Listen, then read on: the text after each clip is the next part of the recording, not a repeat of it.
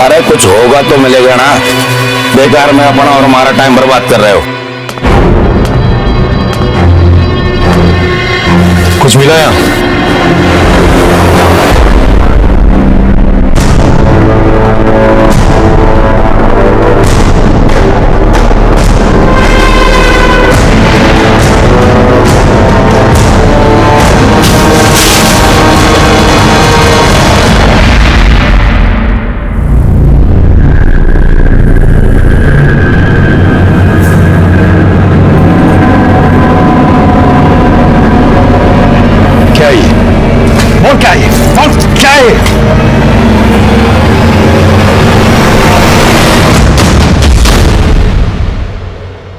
वर्दी के जोश में होश खो बैठे हो तुम।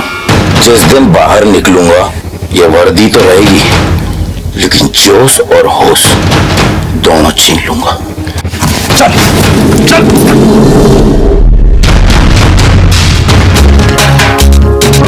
बहुत हो गया है आशी तेरी। अरे प्रकाश भाई, महाराज जी से एसपी से और हमारी मासा के पास कितनी प्रॉपर्टी है तेरे तो पता है। वैसे भी कल दुबई जा रहा हूँ ना तारे काम से। दुबई जाके कुछ काम करेगा कि ऐसी करके आ जाएगा वापस? फाइनेंस मिलेगा या नहीं? अरे मिलेगा कैसे नहीं, हमारी टाउनशिप बन ही रहेगी। बाकी सब लोग तो जमीन देने के लिए तैयार हो गए, तेरी मासा ही राजी नहीं हो रही है। अरे मासा है मेरी, मैं बना लूंगा। तारी माँ ना मानी ना, तू जेल लग जाऊंगा यहीं नंगा।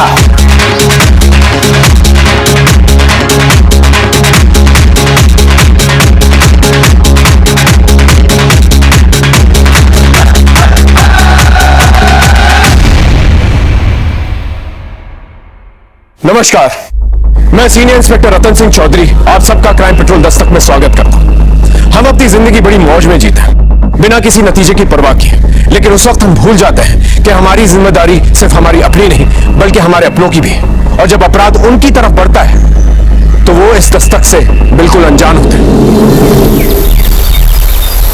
लाडो कैसी है तू? और सोनू कैसा है? मासा सोनू ठीक है, उसकी पढ़ाई भी बहुत अच्छी चल रही है, हॉस्टल में है।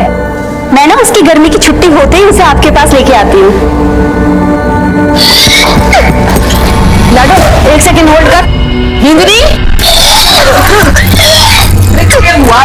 क्या हो गया? कुछ ना मासा, वो कल रात दाल ढोकली खा ली थी ना, इस वजह से हमारा जी मचला रहा है। जी मचला रहा है ना बिंदनी? ये तो खुशखबरी है। हाँ।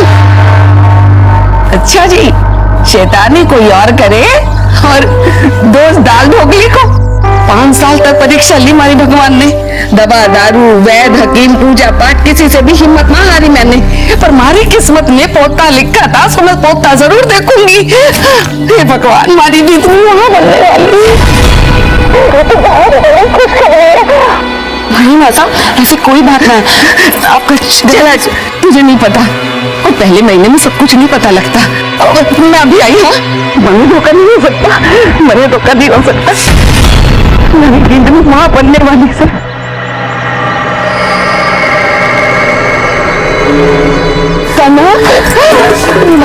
थारी सोना की दवाई काम कर गई, हमारी जिंदगी माँ बनने वाली है। खबर सुनाई से मासा, मैं तुम कैसे बातूंगी? जरूर बातना, लेकिन फिर ये ले, मैंने मन्नत मानी थी कि हमारी जिंदगी के पैर भारी होंगे ना तो मैं सुंदरकांड का पाठ रखवाऊंगी। कल ही पूजा रखवाती हूँ। मासा फिक्र कोई नहीं, हम दोनों मदद कराने आ जाएंगे। मासा तुम दोनों को तो जरूर होना पड़ा। मैं तो भूल ही गई। अरे लाडो साहब, सुन लिया माता, सुन लिया, आपका प्लान भी और आपकी खुशखबरी भी। बधाई हो, आप दादी बनने वाली हैं। हाँ, और बुआ सा को भी खूब खूब बधाई हो। अच्छा लाडो, एक बात ध्यान से सुन, कल ही जमाई साहब को लेकर घर चली आना, उनको भी मैं कल रक्षा सूत्र बांधूंगी। ठीक है मासा, मैं उन्हें बोल दूंगी, लेकिन आपको पता है ना वो लेट आएंगी, पर कल सुबह होते ही मैं आपके पास जरूर आ जाऊंगी।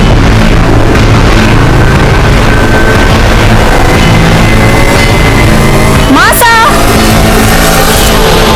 मासा कहाँ हो?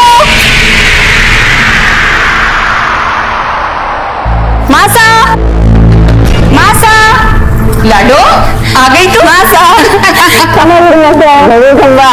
भाभी साहब कैसे हो आ जाएंगे मासा, आ जाएंगे। पर लड्डू कैसे होगा ये सब? बहुत काम है, कैसे निपटेगा? अरे माँ से तू टेंशन क्यों ले रही है? दीदी से आ गई है ना, सब हो जाएगा। और हमारा लाख कोई काम है तो बोलियो बात तो। अरे तू कहाँ चला? यहाँ पूजा की तैयारी कौन करवाएगा? बोला जाके पंडित जी को फोन कर। और वो झरना महारानी ने हवन कुंड वापस किया नहीं किया? जा बोला उसे भी लेके आ। जी बोला तू रहने दे, मैं ले आता हूँ। तू पंडित जी को फोन करना।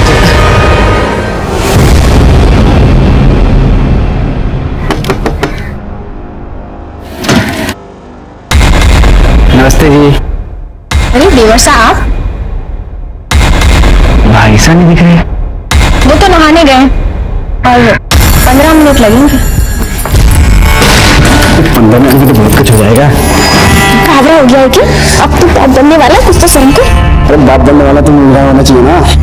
फिर थोड़ी मेहनत कर ले।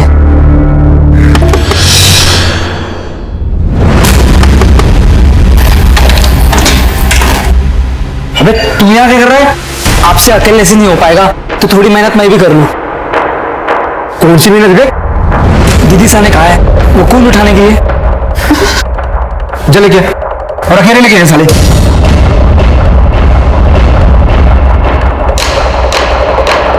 बोलो श्री रामचंद्र की जय।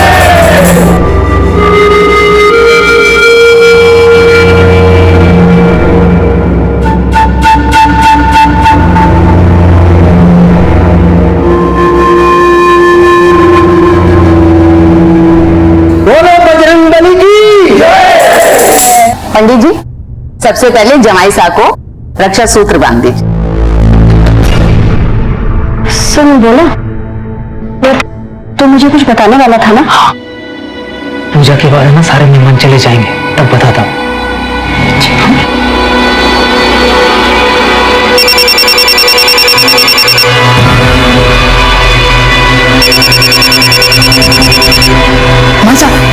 भाभी का फोन बज रहा है। ला हमारे को दिखा। अरे ये तो क्लिनिक से है, बिंदनी पूजा में बैठी है, मैं देख लेती हूँ। पूजा, हेलो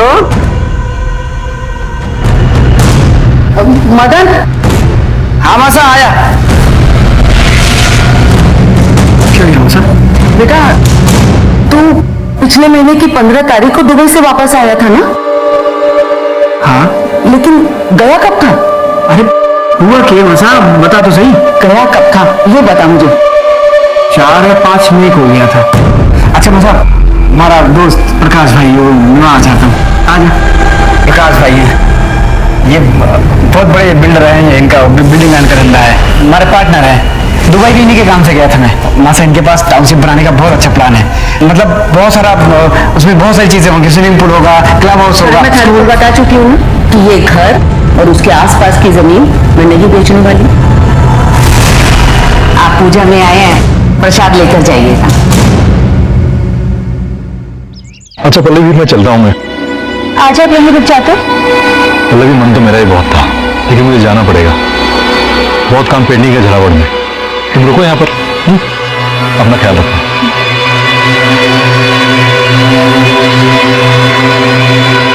खंबा घड़ी खंबा।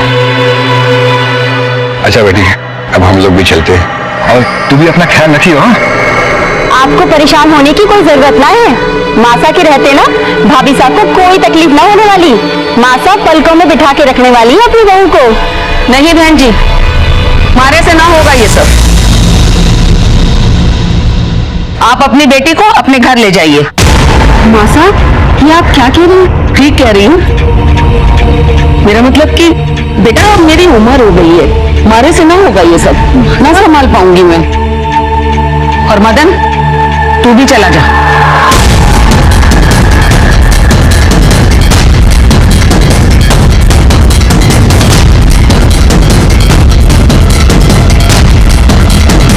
एक भाई जी, मैं मासा से बात करके आती हूँ। ठीक है बेटा, हम इंतजार करते हैं बाहर जाके। आइए। मासा, मासा, मासा।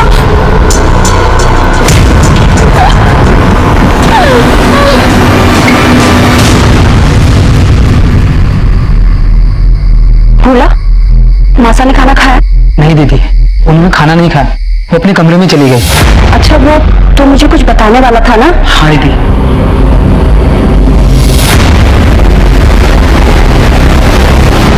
तूने मुझे पहले क्यों नहीं बताया? दीदी वो मैं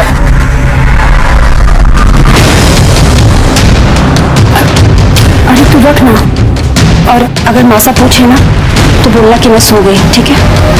मैं भी आती हूँ।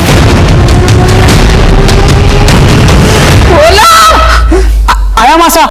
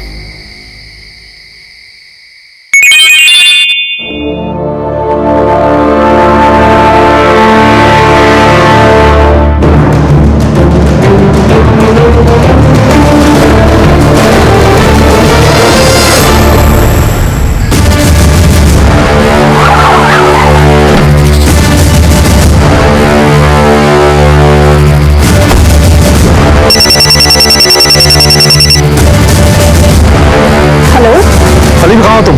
मासा के घर पे। क्यों, क्या हुआ? देखो मेरी बात ध्यान से सुनो। बलदेव जेल से फरार हो गया है। मैंने कोटा पुलिस को बोल दिया, वो तुम्हारी सिक्योरिटी भेज देंगे, लेकिन तुम घर से बाहर मत निकलना। मैं कल तुम्हें लेने खुद आऊंगा।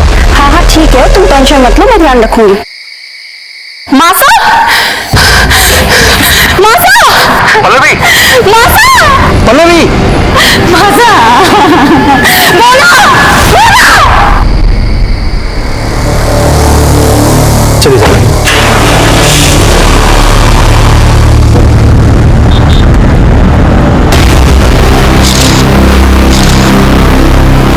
आलोक, सब ऊपर चेक करना। सीमा, वहां कमरे में चेक कर।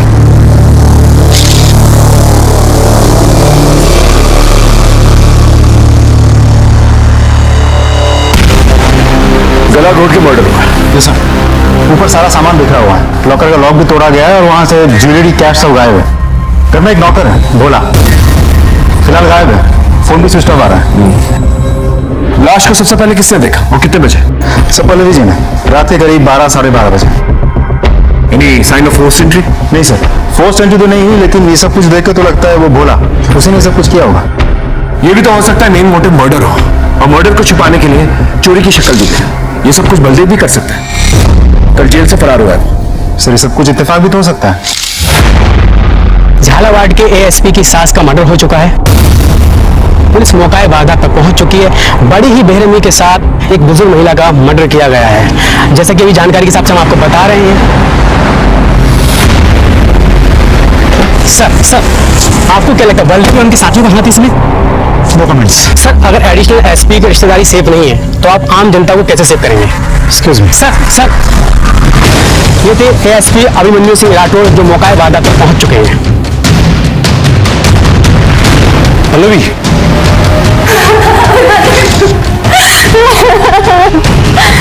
मासा को क्या हो गया? संभालो पल्लवी अपने आप को।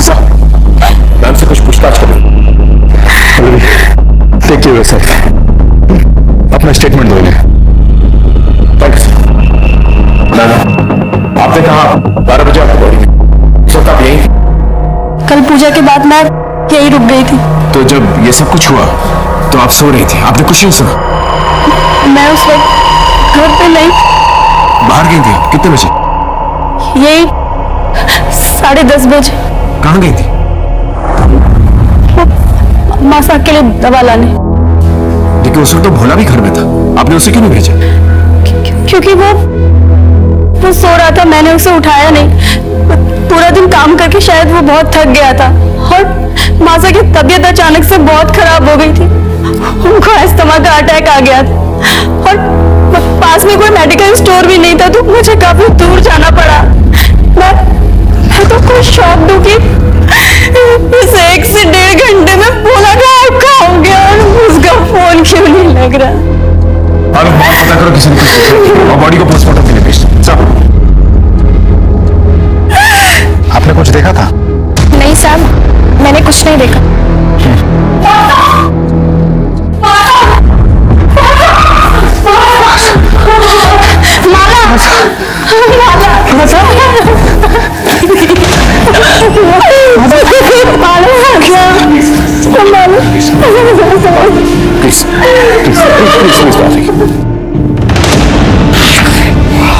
अपनी पत्नी के साथ ससुराल गया था और ये सब।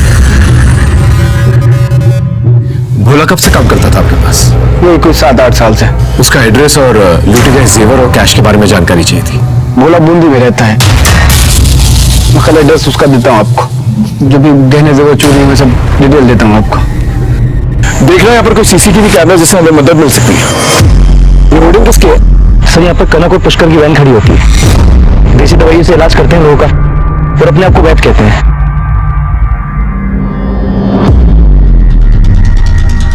क्या देखा था आप लोगों ने? हमने तो कुछ ना देखा हुकुम। हम तो सुबह से शाम तक वहीं रह रहे हैं और शाम को 7 बजे अपने घर को चले जा रहे हैं।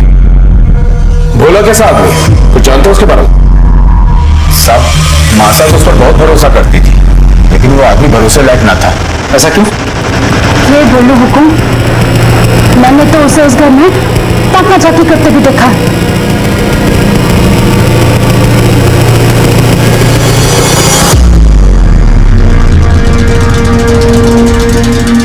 कहाँ ताका झाकी करिया है? कुछ नहीं। मासा, दवाई लाइसी। आजा आजा। मासा तो भोला को अपने बेटे जैसा मानी थी। मैंने 1-2 बार मासा को समझाया भी, पर वो मानती ही ना थी। साहब, हम दोनों तो माता के रहमो करम पे थे। उन्हीं के कहने पे गाड़ी खड़ी करके अपना पेट पाल रहे थे, इसलिए 1-2 बार भोला की शिकायत करके दोनों चुप हो गए। ठीक है, आप जा सकते हैं। घर में मर्डर हुआ था और चोरी भी, और साथ ही साथ नौकर भी गायब। जाहिर सी बात है, ऐसे में नौकर पे ही शक जाता है। लेकिन एक और बड़ी गुत्थी थी हमारे सामने, और वो थी बलदेव की। बलदेव जेल से उसी दिन फरार हुआ था जिस दिन शारदा जी का मर्डर हुआ था। क्या बलदेव का शारदा जी की मर्डर से कोई कनेक्शन था? और अगर था तो फिर भोला कहाँ गायब था? सर, देखा जाए तो सर्कमस्टेंशियल एविडेंस और भोला की फरारी से साफ साबित होता है कि ये मर्डर भोला नहीं किया है। भोला का फोन ट्रेस हुआ? अभी तक तो नहीं हुआ सर, इसीलिए उस पर शक ज्यादा है। अखबारों मीडिया के हिसाब से तो बलदेव ही खूनी है, क्योंकि उसने एएसपी सर को धमकी दी। सर, आपको तो बताइए, मीडिया वालों को सिर्फ सुर्खियां और हेडलाइंस चाहिए होता है, लेकिन बिना किसी ठोस सबूत के हम किसी नतीजे पे नहीं पहुंच सकते। एक काम करो, भोला के कॉल रिकॉर्ड से कर लो, पता करो इन पिछले दिनों में बलदेव या बलदेव के गैंग मेंबर्स के साथ कोई कांटेक्ट है उसका। राइट सर, लेकिन ऐसा भी तो हो सकता है कि बलदेव के गैंग मेंबर्स ने भोला के जमीर को बलदेव की फरारी से पहले ही खरीद लिया। हो भी सकता है, नहीं भी, क्योंकि एक दिन पहले ही शारदा ने पूजा का प्लान बनाया था। पूजा का प्लान, पल्लवी का यहाँ आना, ये सब कुछ अचानक से हुआ, प्री प्लान नहीं था। और ऐसे में बलदेव और उसकी गैंग को इस प्लान के बारे में पता होना और भोला के साथ मिलकर ये खून को अंजाम देना थोड़ा मुश्किल लगता है। मतलब सर, इस बलदेव और भोला का कोई रिश्ता ही नहीं है। Let's jump to conclusion. एक काम करो, भोला के गांव में एक टीम को भेजो और पता करो इन पिछले दिनों में किन किन लोगों के साथ उठा बैठा था। सब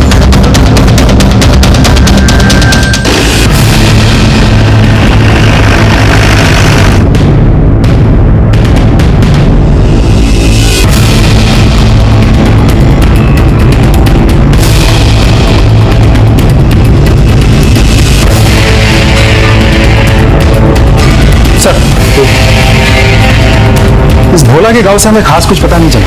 वो अपने गांव नहीं गया था और इसका मोबाइल फोन अब भी स्विच ऑफ आ रहा है। लेकिन सर, हमारे खबरों के मुताबिक उन्होंने बलदेव जैसे कदकाठी वाले एक आदमी को सदर बाजार के आसपास मंडराते हुए देखा था। किसी के साथ बाइक पे बैठा हुआ था। शक्ल तो ठीक से नहीं दिखी, लेकिन जो लोग बलदेव को जानते हैं वो लोग दूर से भी बलदेव को पहचान सकते हैं सर। इसका मतलब बलदेव जो है कल कोटा में था। एक काम करो, शहर के सारे एग्जिट पॉइंट्स पर खबर कर दो। अगर ये कल यहाँ था तो आज बाहर निकलने की कोशिश करेगा। सर, शारदा जी की पोस्टमार्टम रिपोर्ट आ चुकी है। सर, मौत रात 11 से 12 के बीच गला दबाकर हुई है, लेकिन सर गले पर कोई फिंगरप्रिंट्स के निशान नहीं है। एक बात और सर, शारदा जी को अस्थमा की प्रॉब्लम नहीं थी। सर, लेकिन पल्लवी जी ने तो कहा था कि शारदा जी को अस्थमा का अटैक आया था। मासा की तबीयत अचानक से बहुत खराब हो गई थी, उनको अस्थमा का अटैक आ गया था और इसीलिए वो दवाई लेने गई थी। सर, उन्होंने हमसे झूठ क्यों बोला? अब ये बात तो पल्लवी जी ही बता सकती है। शारदा जी को तो कोई अस्थमा प्रॉब्लम नहीं थी, फिर आपने हमसे झूठ क्यों कहा? दरअसल मेरे बेटे सोनू को अस्थमा का प्रॉब्लम है और उसे बहुत खांसी भी होती है। उस रात मासा को भी वैसे ही खांसी हो रही थी, तो मैं बहुत डर गई थी और माला और मदन भी घर पे नहीं थे, तो प्रिकॉशन के लिए मैं इनहेलर पंप लेने गई थी। लेकिन मौका वारदात पे हमें कोई पंप नहीं मिला। खैर, आप मेडिकल स्टोर कितने बजे गई थी? यही कोई रात 10:30 बजे। तो वापस कब आई? 12 बजे। 10:30 से 12 बजे आप बाहर गई थी और इसी दौरान आपकी माँ का खून हो जाता है। आप कहना क्या चाहते हैं इंस्पेक्टर? आप मुझ पे शक कर रहे हैं? देखिए मैम, आप एएसपी सर की वाइफ हैं, आप तो समझ सकती हैं कि हमारे प्रोफेशन में शक ना करना गुनाह के बराबर है। मेडिकल स्टोर की रसीद तो होगी आपके पास? जी नहीं, दरअसल मासा की तबीयत बहुत ज्यादा खराब थी और मैं सिर्फ दवाई और इनहेलर पंप लेके सीधे घर आ गई और रास्ते में मेरी गाड़ी खराब हो गई थी, तो कुछ लोगों ने मदद की, इसलिए मुझे आने में वक्त लग गया। Thank you so much Pallavi ji. अगर दोबारा कोई पूछताछ करनी होगी तो दोबारा मुलाकात होगी।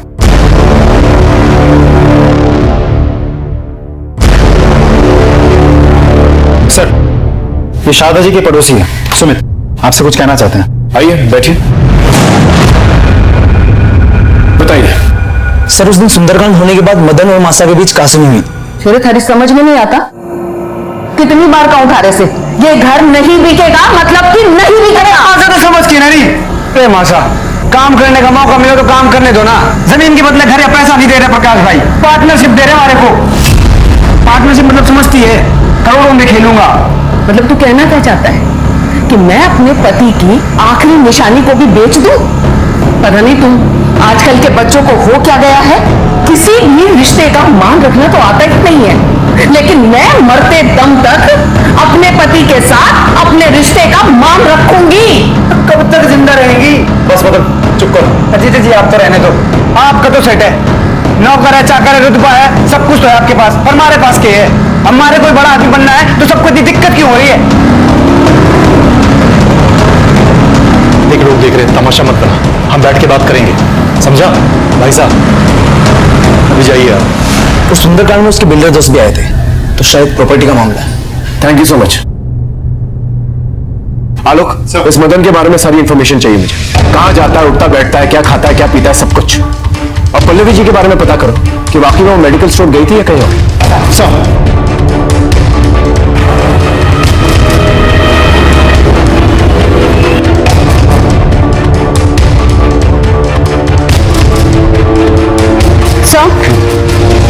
मैंने सारे मेडिकल शॉप पे पता किया। जिस रात शारदा जी का खून हुआ था उस रात काफी सारे लोग मेडिकल स्टोर पे गए थे। सर, पिछले महीने राजस्थान में आए बवंडर की वजह से काफी सारे लोग फेफड़े और सांस की बीमारियों की वजह से परेशान हैं। तो सर, ऐसे में दुकानदार का पता पाना बहुत मुश्किल है कि उस दिन कौन आया और कौन नहीं। सर, मदन के बारे में कई इंटरेस्टिंग इन्फॉर्मेशन हाथ लगी है। बहुत ही रंगीन किस्म का आदमी है वो। शहर के बिल्डर लॉबी के साथ उठना बैठना है उसका, और उसका सर पे काफी कर्जे का बोझ भी है। तो सर, ऐसा भी तो हो सकता है कि अपनी अय्याशी का शौक पूरा करने के लिए और कर्जों से छुटकारा पाने के लिए उसने ये सब कुछ किया है। पल्लवी जी अभी मायके में? नहीं सर, अपने पति के पास झालावाड़ चली गई, पुलिस को इन्फॉर्म करके गई है। ठीक है, हम भी झालावाड़ चलते हैं।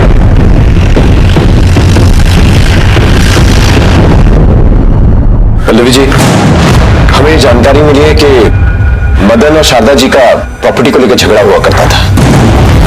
आपको इसके बारे में कोई जानकारी है? ये सच है, मदन हर हाल में हमारी प्रॉपर्टी को बेचना चाहता था और इसके लिए वो मेरे पास भी आया था। जुगनू, भैया के लिए चाय लेके आओ।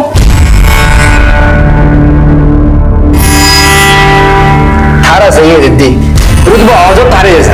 एक बार तारे भाई का काम चल जाएगा ना तो मैं भी 4-6 नौकर रख लूंगा। जल्दी होगा तो टेंशन मत ले। दीदी अगर तू चाहेगी तो जरूर हो जाएगा। ये काहे के पेपर है? घर के। मासा मान गई? मासा नहीं मानेगी तो तभी तो तारी हेल्प चाहिए ना, कर दे साइन। ये तो जाली पेपर्स है। तू पागल हो गया है क्या? अरे दीदी, तो मेरी बड़ी बहन है और बड़ी बहन मां समान होती है। मासा का केस होते हुए मुट्ठा ले लूंगा, बस तू साइन कर दे। मैं कुछ ना करने वाली, और ये गलत काम तो मैं बिल्कुल भी नहीं करूंगी। तुझे जो भी बात करनी है ना, तू माता से जाके कर। अरे दीदी thank you very much Pallavi ji. Welcome. फिर आप हमारी बात समझने की कोशिश करो, मामला बहुत गर्म है, थोड़ा ठंड होने दो ना। देखो आपका जो भी प्रपोजल है ना वो हो जाएगा। तुम्ही ने मारा है ना मासा को? क्या बकवास कर रही तू? मैं कोई बकवास नहीं कर रही हूँ। तो कहाँ गए थे तुम उस रात?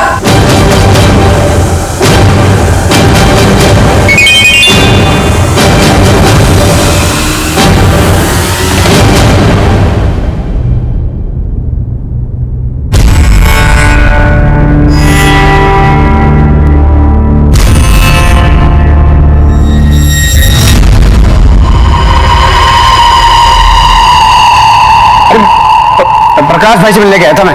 झूठ बोल रहे हो तुम।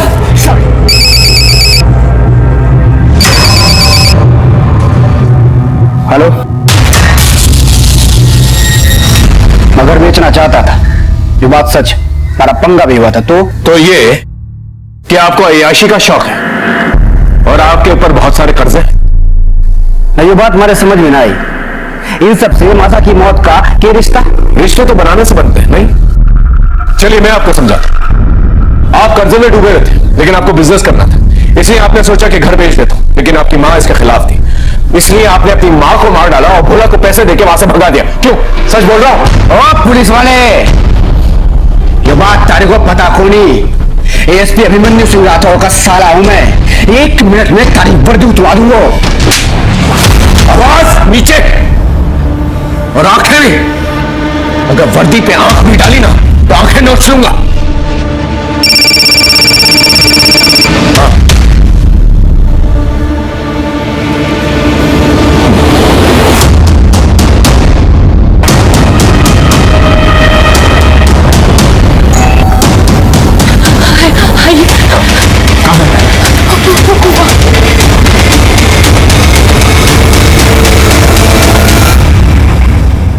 आसपास अच्छे से चेक करो, देखो अगर कुछ मिलता है तो।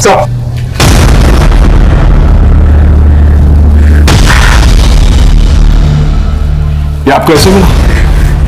हाँ सर। सर हाँ, कुछ नहीं मिला। बॉडी को पहचानने के बाद पोस्टमार्टम के लिए भेज दो। अमाला जी, आपका हमारे साथ पुलिस स्टेशन चलना होगा।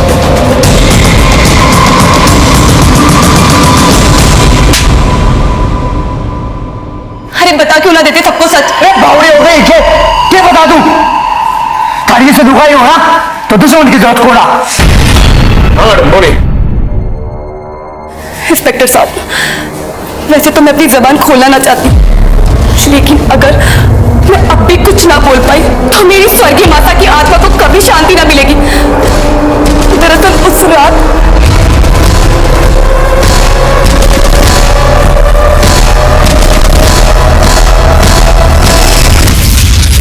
तुम्हारी लुगाई नहीं, ये साली डायन है। उस रात में कहीं नहीं गया था, इस डायन के बगल में सो रहा था। और तेरा मोबाइल फोन तुझे सोता छोड़ के तेरे घर चला गया।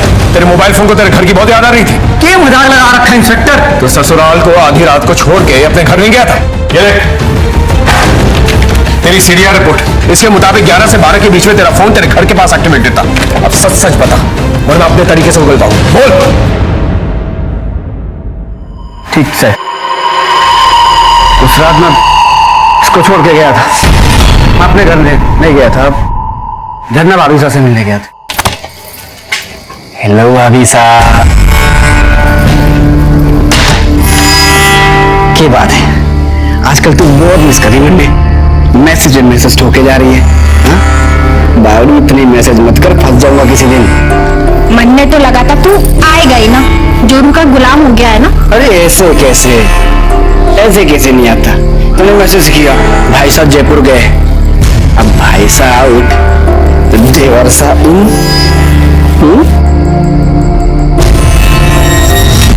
झंडा भाभी से हमारे पड़ोस में रहती है। इनकी झरना भाभी साहब को बुला के लेके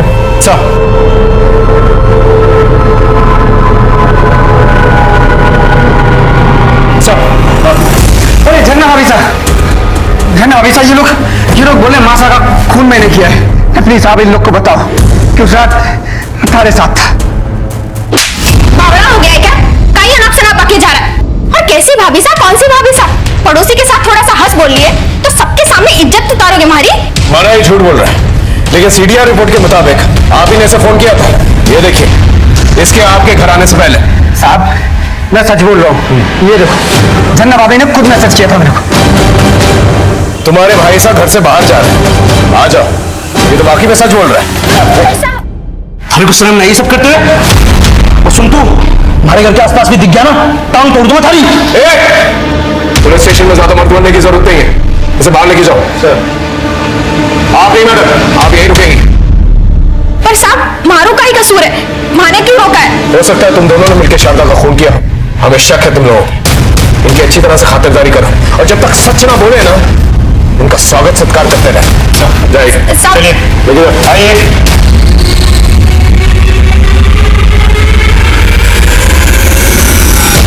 हमारे पास दो सस्पेक्ट्स थे, मदन और झरना। हालांकि दोनों ने यह नहीं माना था कि मर्डर में उनका हाथ था, लेकिन यह जरूर माना था कि उस रात दोनों साथ में थे। पूरी पॉसिबिलिटीज थी कि मदन ने प्रॉपर्टी की लालच में आकर झरना के साथ मिलकर शारदा जी को मार दिया होगा। भोला की बॉडी हमें शारदा जी के घर पे मिली, और पोस्टमार्टम रिपोर्ट के हिसाब से यह कंफर्म हो गया कि भोला की मौत उसी दिन हुई थी जिस दिन शारदा जी का मर्डर हुआ था। लेकिन शक की सुई अब भी बलदेव पर थी, और ऐसे में हमें एक टिप मिली।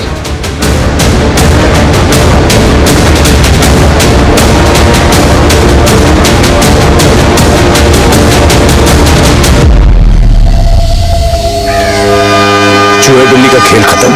चल चल।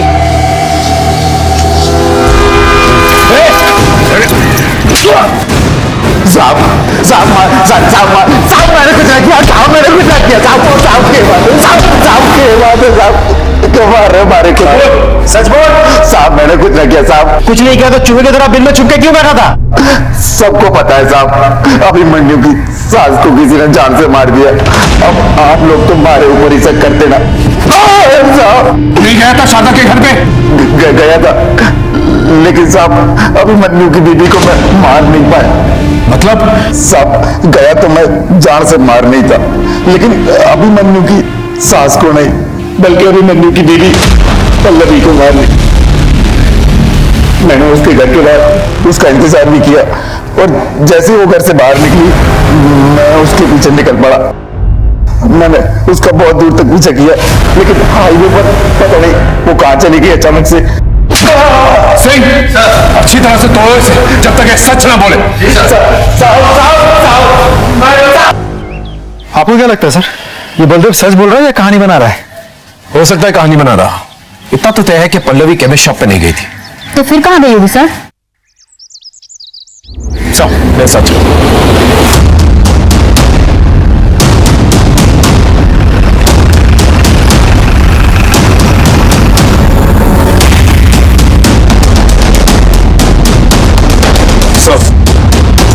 वतन तुम इस वक्त हैं? सब पल्लवी जी से कुछ इंफॉर्मेशन हासिल करनी थी।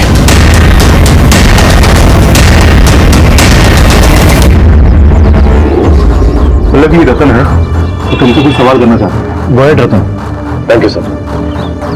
मैम, आपने कहा था कि उस रात आप शारदा जी के लिए एस्थमा पंप लेने गई थी उस रात, लेकिन आपके फोन की लोकेशन के हिसाब से आप गांधी मार्केट में थी। क्या आप हमें ये बता सकती हैं कि आपने हमसे झूठ क्यों बोला? मैं बताता हूँ। एक्चुअली ये बहुत ही पर्सनल मामला है, इससे कोई लेना देना भी नहीं है, लेकिन मेरा फर्ज बनता है कि हम आपकी इन्वेस्टिगेशन में आपकी हेल्प करें। पल्लवी, तुम्हें जो पता है सब बता दो। उस रात मैं अपने एक बहुत अच्छे दोस्त, दरअसल मैं उससे बहुत प्यार करती थी शादी से पहले। भोला ने बताया कि उसकी हालत बहुत खराब है, तो बस मैं उसी से मिलने गई।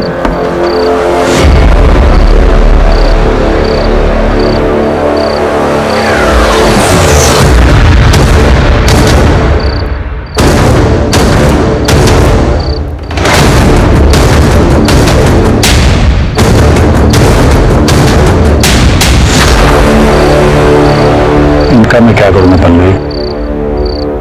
अपने इलाज के लिए रख लो, काम आई। पर मैंने उसकी हेल्प के लिए उसे कुछ रुपए भी दिए और आने के बाद अपने हस्बैंड को सब कुछ बता दिया and he understood the situation. आप चाहें तो जाके पता कर सकते हैं। नहीं मैम, नॉट नेसेसरी। हमें आपकी बात पे भरोसा है। Thank you so much. I take leave. हाँ लोग, सर आप जल्दी कोटा फेमस ज्वेलरी शोरूम आ जाइए। ठीक है, हम अभी पहुंचते हैं। Okay sir. सर वो कोटा में एसपी की सास का मर्डर हुआ था, उनके गहने चोरी हुए थे। सर वो फुटेज देखी आपने, एक लड़की लेके आई थी वो गहने बेचने के लिए। क्या बातचीत हुई थी लड़की साथ? वो 10-12 लाख रुपए मांग रही थी, उनके पास बिल वगैरह नहीं था, तो मैंने बोला 7 लाख तक दे सकता हूँ। किसी बातचीत हुई उसकी? हाँ, फोन पे किसी से बात कर रही थी वो। इस सीसीटीवी की फुटेज दिखा सकते हैं? जी। सर लड़की का फेस तो दिख ही नहीं रहा है।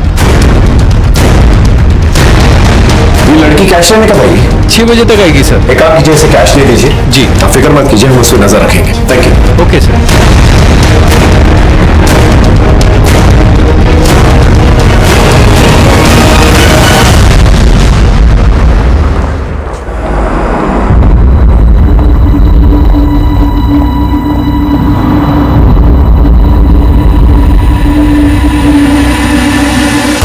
सर लड़की ज्वेलरी शोरूम के अंदर गई सर। सर अंदर जाऊं? वहीं पर रुको, वेट करो। ओके।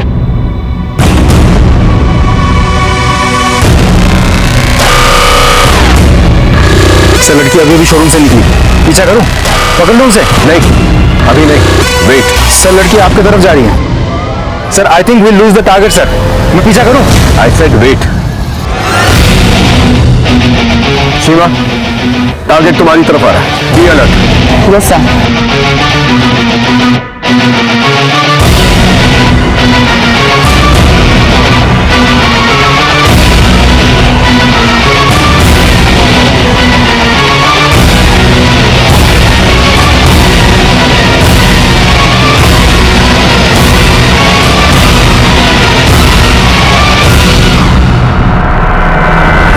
जल्दी से आके गाड़ी में बैठो।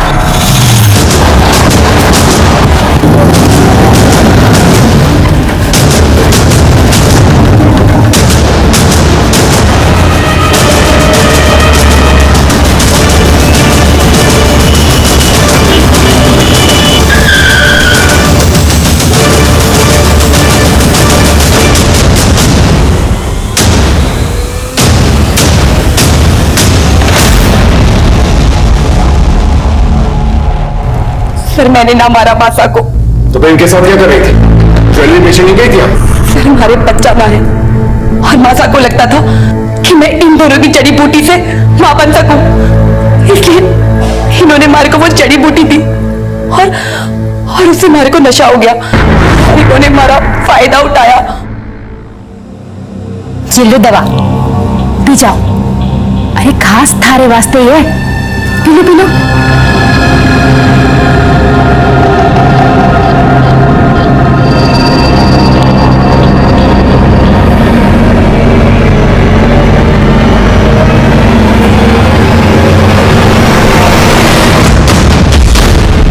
देखते रहो, जल्दी आओ।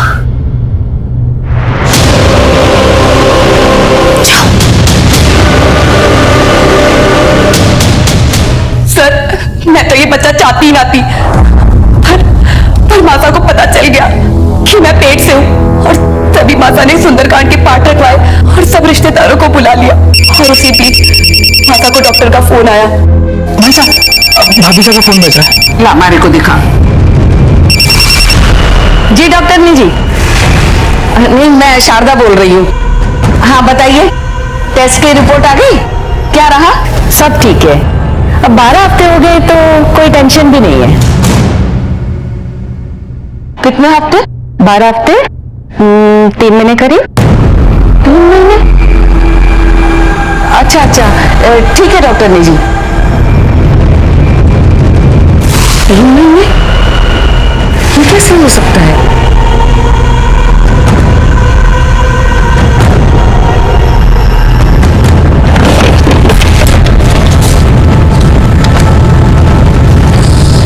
ये तो 4 मई का और डॉक्टर से पता चला कि मैं 1 महीने से नहीं 3 महीने से पेट से हूँ। और पता चला कि उन 3 महीने के बीच में तो मदन घर पर था ही ना। तो मासा को मुझ पर शक हुआ और मासा बहुत गुस्से में हो गई और सबको जाने को कह दिया। मारे को भी मेरे मायके भेज दिया। लेकिन मैं फिर से मासा के पास आई। मासा मासा मासा मासा क्या मासा? हाँ? तुम्हारे साथ इतना बड़ा धोखा, इतना बड़ा झूठ छुपाया मेरे से? थारे को शर्म ना आई? शेखावत परिवार का नाम मिट्टी में मिला दिया। मासा मैंने ऐसा कुछ भी ना किया। मासा पुष्कर और कनक ने जड़ी बूटी में नशे की दवा मिलाकर मार को बेहोश कर दिया। उसके बाद हमारा फायदा उठाया, हमारे साथ गलत काम किया। मैं सच कह रही हूँ मासा, मेरी कोई गलती ना थी। मैं सच कह रही हूँ मासा।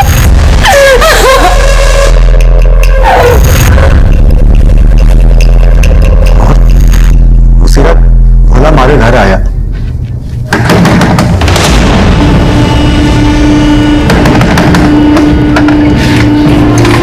मासा बहुत गुस्से में तुम दोनों को बुला रही है। और फिर हम भोला के साथ मासा के घर गए। शर्म ना आई तुम लोगों ने? हाँ, क्या कुछ नहीं किया मैंने तुम लोगों के साथ? अरे अपना सगा माना, सगा। तो थारे लोगों ने हमारी बीवी के साथ ही। छी! अभी मन्नी हुई थारे लोगों से निपटेगा। मारे को माफ कर दो मासा, मारे को। मैं बिल्कुल माफ ना करने वाली। मासा हमारी मती मारी गई थी मासा। मासा मुझे मारे को माफ कर दो मासा। मासा मासा उसने देखो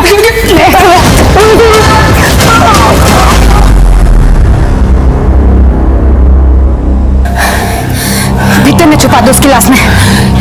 जीवरात चोरी कर लेंगे, ये लगेगा चोरी का मामला से। दो खून करके वहीं पर डटे रहे तुम दोनों। भाग जाते तो पहले सब तुम्हारे पे ही चाहते ना हुकुम। और तुम लोगों ने कहा था माला को ज्वेलरी बेचने के लिए। हाँ साहब, मारे को लगा कि अब हमको बच के निकल जाना चाहिए। ले अब एक आखिरी काम कर, कल बाजार में बेच के आइए और फिर हम पैसा लेके ये शहर छोड़ के चले जाएंगे। क्या? इसका मतलब मासा को तुम लोगों ने मारा था? हाँ मारा था, और तुझे और थारे पति को भी मार देंगे। और जाते जाते तेरे असली फोटो ना पूरे शहर में लगा के जाएंगे। बच के निकल जाओगे, जिंदगी भर जेल में सड़ोगे तुम दोनों। साहब मारे गलती हो गई साहब। साहब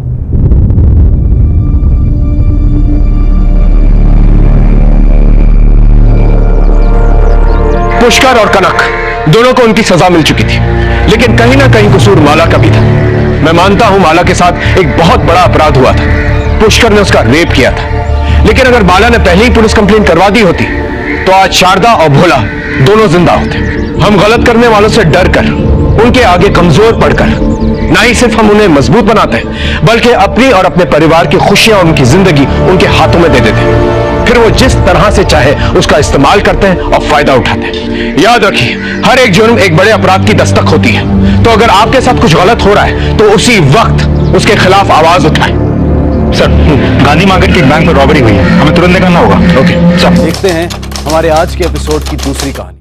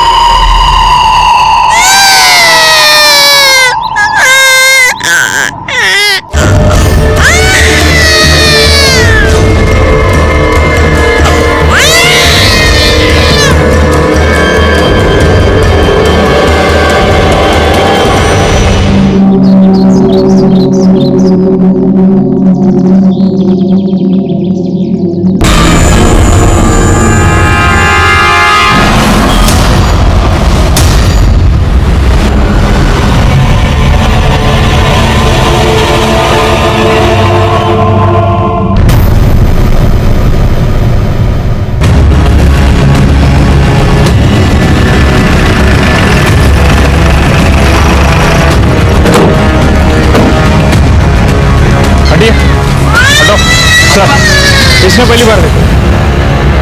मैं यहाँ से गुजर रहा था सर, तो बच्चे के रोने की आवाज सुनी। यहाँ के देखा तो बच्चा रो रहा था और एक लाश पड़ी थी वहां, औरत की। रानी भाई बाहर लगे।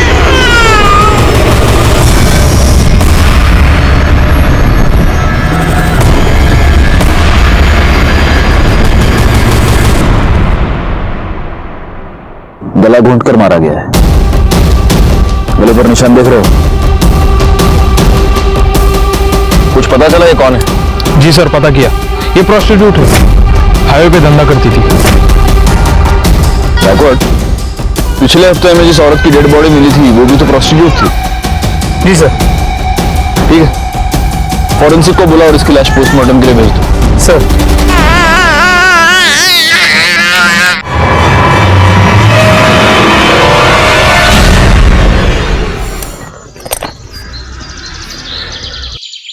अपने पूरे करियर में मैंने ऐसे कई केसेस देखे हैं जहां जुर्म की वजह होती है जलन, या फिर लालच, या फिर बदले के लिए जुर्म किया जाता है, या फिर कभी कभी सिर्फ मजे लेने के लिए। नमस्कार, मैं inspector Rajesh Jadhav, crime petrol Dastak के आज के इस भाग में आपका स्वागत करता हूं। आज मैं आपको जिस केस के बारे में बताने जा रहा हूं, वहां जुर्म की वजह थी एक आदमी की सनक। ऐसी सनक जो शायद उस आदमी की जिंदगी के साथ ही खत्म हो जाती है। उस सनक में ऐसे क्राइम्स किए गए जिसे सुनकर, जिन्हें जानकर आपकी रातों की नींद उड़ जाती है। सर, इस औरत की पोस्टमार्टम रिपोर्ट और पिछले हफ्ते मिली औरत की पोस्टमार्टम रिपोर्ट मैच करती है। दोनों को मारने से पहले उनके साथ सेक्स किया गया था, जिसके बाद उनका गला दबा के उन्हें मार दिया गया। पर एटलीस्ट इस केस में तो ऐसा नहीं लगता कि यह मर्डर पैसों के लिए किया गया हो, क्योंकि बॉडी के पास तो पैसे पड़े हुए हैं। समझ में ये नहीं आ रहा है कि जिस किसी की भी साथ ये गई होगी उसने इसे मारा क्यों। जरूरी नहीं कि वो एक ही आदमी हो। एक नोटिस की तुमने बात बैकवर्ड, इसकी गर्दन पर ग्रीन नायलॉन रस्सी के छोटे छोटे रेशे मिले हैं। लेकिन ऐसा कुछ तो हमें पिछले केस में नहीं मिला। हो सकता है तब रस्सी नहीं हो। मुझे ऐसा लगता है गायकवाड़, इन दोनों मर्डर केसेस में कुछ ना कुछ कनेक्शन है, क्योंकि पीएम रिपोर्ट और मारने का तरीका दोनों सेम है। हो सकता है कातिल भी सेम हो। सर, ये बच्ची कब से रो रही है, चुप ही नहीं हो रही है।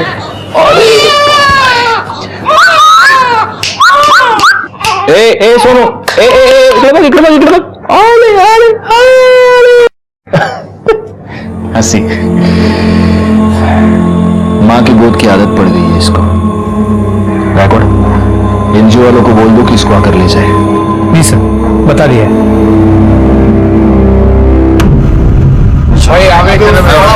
इधर दे। चल जल्दी हाथ चला राजू। हाँ भाई, एक अरे जाना दूंगा, एक मांगने आ गया, तू दे दे मेरे को। ए राजू, खारी बहुत डेली का उसका। अरे बच्चा है, कुत्ता नहीं है। चल बेटा, भूख लगी तेरे को, बड़ा पाव दे उसको, दे बड़ा पाव दे भाई। और दो क्या? चल काम कर, चल जल्दी जल्दी कर। अरे भाऊ, याद है वृंदा वहिनी का फोन आया था? अरे हाँ, वो मेरा बात हुआ, तो सुबह मिल नहीं पाया ना, है बस वही बोल रही थी। अरे क्या है तुम्हारा, वहिनी लगा रखा है, अभी तक लगन नहीं हुआ मेरा और उसका। तो भाव नहीं हुआ तो हो जाएगा ना।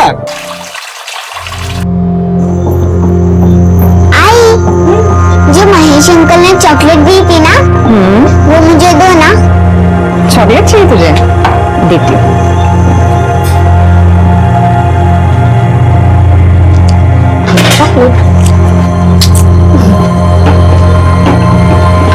आजकल बहुत ख्याल रख रहा है तुम दोनों का महेश। अच्छा लगता है मुझे महेश, हम दोनों का बहुत ख्याल रखता है। इतना ही ख्याल रखता है तो उसके घर क्यों नहीं चली जाती, यहाँ पे क्यों पड़ी? और वो महेश एक नंबर का गुंडा है, तुझसे शादी कभी नहीं करेगा। और यहाँ हमारे सर पे बैठने से अच्छा है तो ससुराल क्यों नहीं चली जाती? वहां जा, अपना और अपनी बेटी का हिस्सा मांग। अगर क्या बोलती है तू? बहन है वो मेरी, यहाँ नहीं रहेगी तो कहाँ जाएगी? कहीं भी जाए, हमारे घर से निकल जाए, हमें चैन से जीने दे।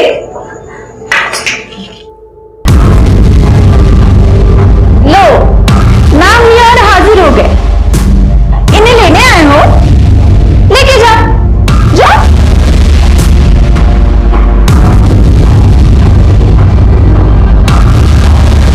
तू टेंशन मत ले, एक दिन लेने के लिए भी आएगा मैं, तब तब तक इनके यहाँ रहने से तुम लोगों को तकलीफ नहीं होनी चाहिए, क्योंकि प्रतीक के बाप का घर नहीं है, सिर्फ वृंदा के बाप का भी घर है। देख भाई, ऐसे कुछ नहीं है, बहन है वो मेरी। चुप कर। अगर मेरे को पता चला कि तुमने वृंदा को और प्राची को तकलीफ दी है तो इधर आना जाना लगा रहता है मेरा। तुम दोनों का बराबर हिसाब करेगा। चलता हूं वृंदा।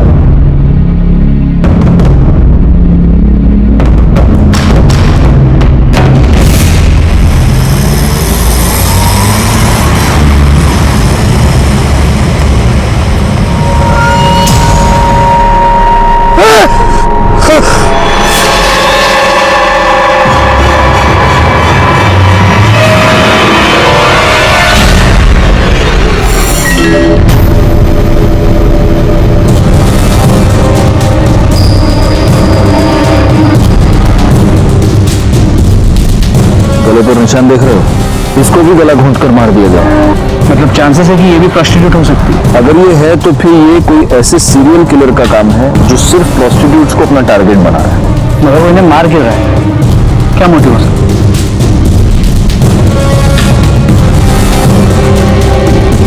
फिलहाल इसकी लाश को पोस्टमार्टम के लिए भेज दो और उनको बोलना जरा जल्दी भेजे रिपोर्ट। सर,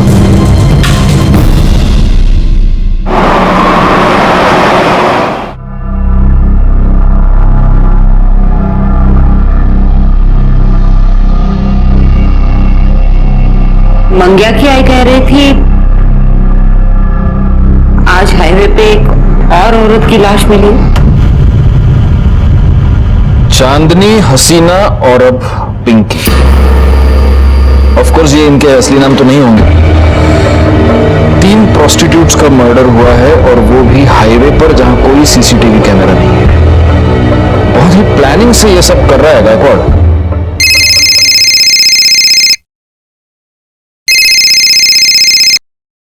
हाँ, मैंने बीपी की गोली ले ली है और सुबह से एक भी तीखा वड़ा पाव नहीं खाया है। सर, हाँ, वड़ा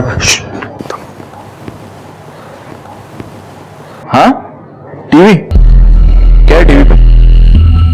हाँ, रुको देखता हूँ। हाईवे पर एक के बाद एक 3 देह व्यापार में लिप्त औरतों की लाश मिली है। कातिल बड़ी ही चालाकी से अपने काम को अंजाम दे रहा है। पुलिस हाथ पर हाथ धरे बैठी है।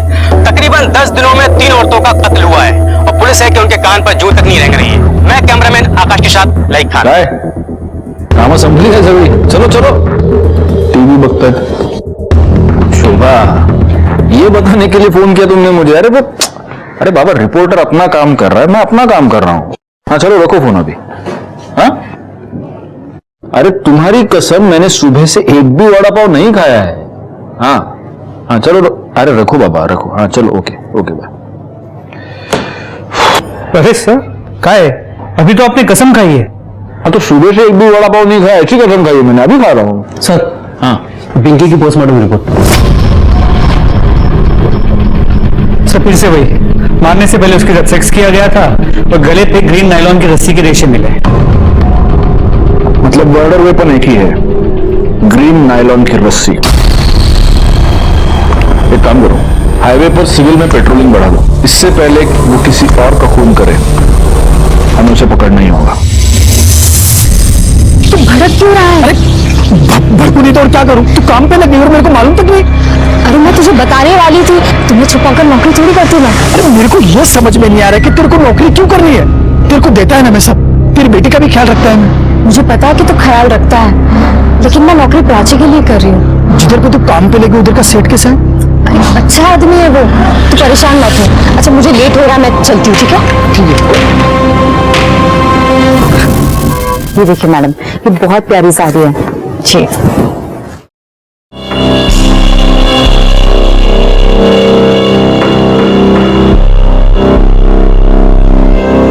अब पैसे काउंटर पे दे दीजिए।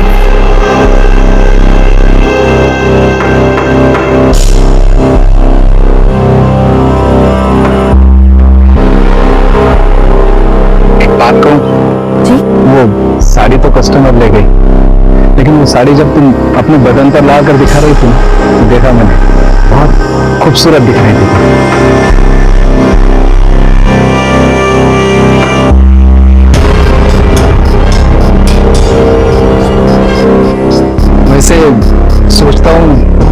ऐसी सेम साड़ी तुम्हें गिफ्ट दे दूं, पर मैं तुम्हें साड़ी गिफ्ट दूंगा तो तुम्हें भी तो मुझे कुछ देना पड़ेगा ना, समझ रहे हो ना? पगार भी बढ़ा दूंगा।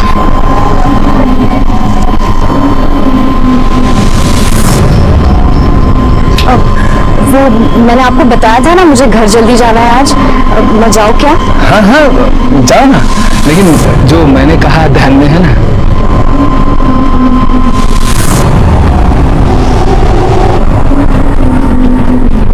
महेश, कितने बार बताऊं मैं तुम्हें, उस सेठ के साथ मेरा कोई चक्कर नहीं है।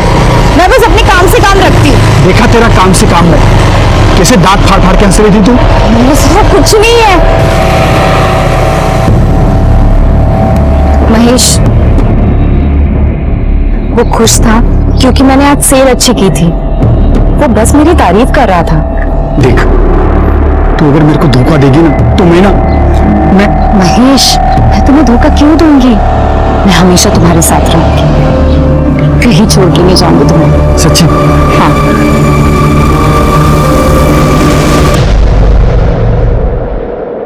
दीपा, ए दीपा, सुन तो, या देख दीपा, अच्छी तरह से बता रही हूँ, तेरी वो विधवा ननद वहाँ गली में उस महेश के साथ गुलछरे उड़ा रही है। अच्छा दिखता है ये? आखिरी बार समझा रही हो, ये सब यहाँ नहीं चलेगा। अच्छे से समझा दो उसको। बहुत हो गया अभी, और नहीं सहन कर सकती मैं। बहुत सुन रही। दीपा, मेरी बात सुनो, इतनी छोटी बच्ची लेके कहाँ जाएगी ये? जहाँ जाना है जाए, और वो है ना उसका यार महेश, वो देख लेगा। दीपा, मेरी भांजी है वो। चलो बेटा, हो गया। और वो छोटी बच्ची है। चलो चलो चलो, बहुत सुन लिया मैंने। दीपा, मेरी बात सुनो। मैंने बहुत सुन लिया। बिल्कुल। दीपा,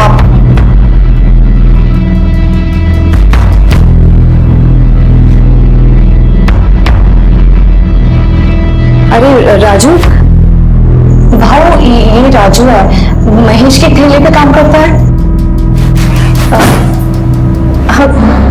क्या है राजू?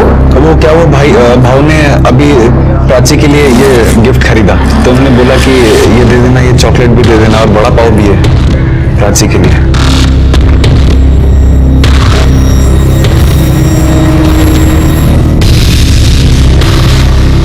मैं चलता हूँ।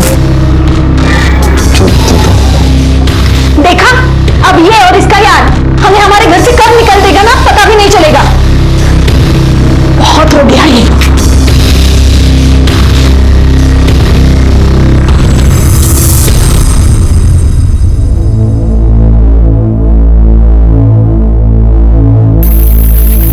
देखा है वृंदा को? अरे क्या हुआ, ऐसा चुप क्यों है? कुछ हुआ क्या? अरे बोल ना, कुछ हुआ क्या? भाव, वृंदा बहनी के साथ कुछ ठीक नहीं हो रहा उस घर में।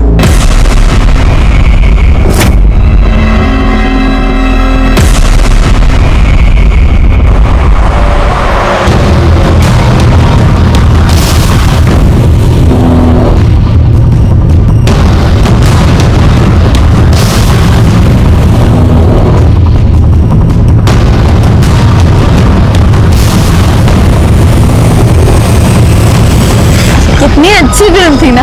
हाँ। कितने दिनों बाद ऐसे बाहर निकले हम लोग। कितना अच्छा लग रहा है। वरना तुम्हारी बहन, उसने तो जीना हराम करके रखा है हमारा। तुम क्यों सोचते हो उसके बारे में? महेश, अरे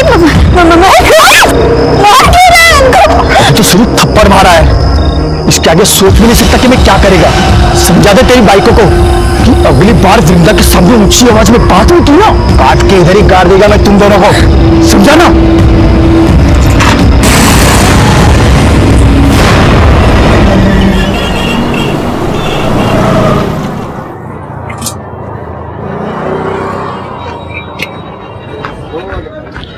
क्या भाव, क्या बात है?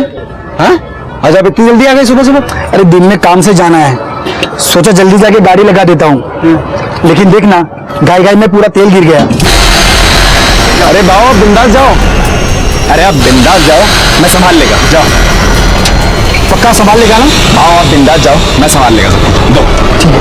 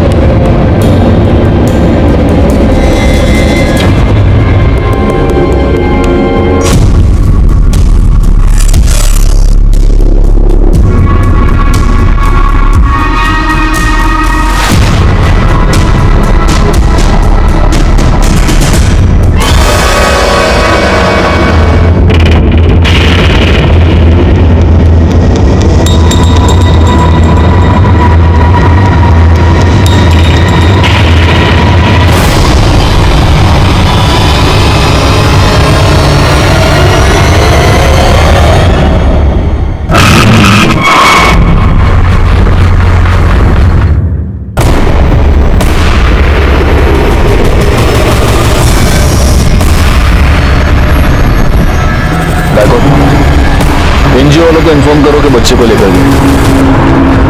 सर क्या लगता है उसी सीरियल किलर का काम होगा?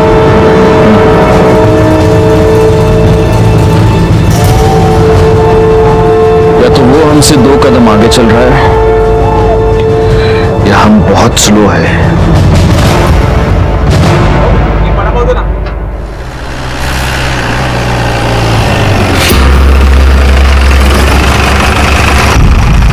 क्या हुआ सर, यहाँ क्यों रुके?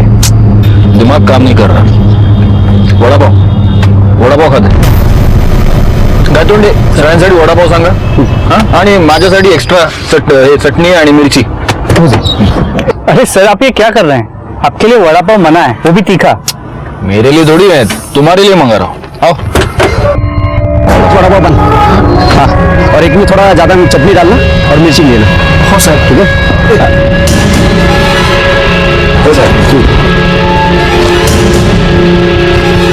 क्या सगळ्यांनी ये आपका चटनी वाला।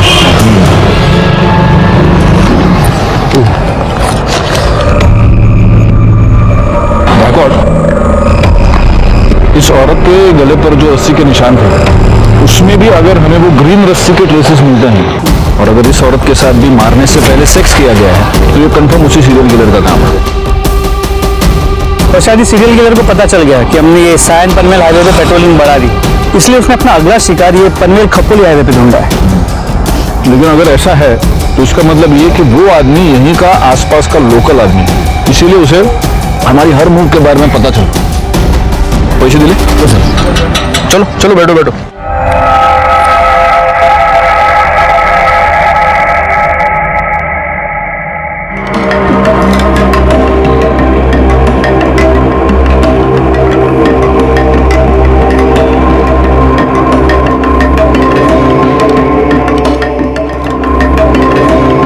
गाड़ी करे और साहब आवती है ना साहब?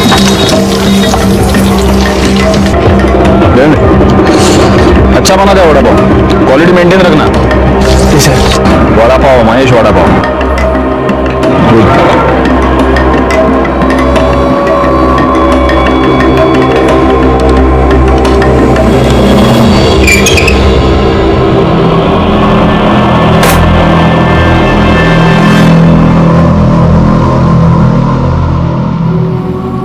आज फिर तो किसी को मार दिया? हाँ, सबको मार देगा मैं, सबको मार देगा मैं। बस कर अब, बहुत हो चुका। किसको नहीं छोड़ेगा मैं, सबको खत्म कर देगा मैं।